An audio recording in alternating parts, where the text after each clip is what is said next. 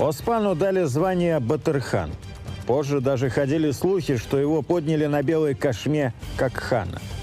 В это время армия Китая начала готовиться к войне близ советской границы. Оспан Батыру было поручено выступить против них со своими людьми. И он вместе с дивизией военно-воздушных сил Леузухана уничтожил противника. В одной из биографических книг приведены последние слова героя. «В каком преступлении вы меня признаете виновным, в том я и преступник.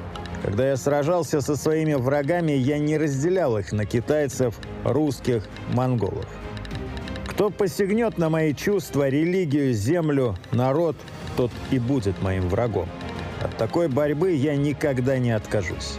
Я готов к самому тяжкому наказанию, которое вы приготовили для меня».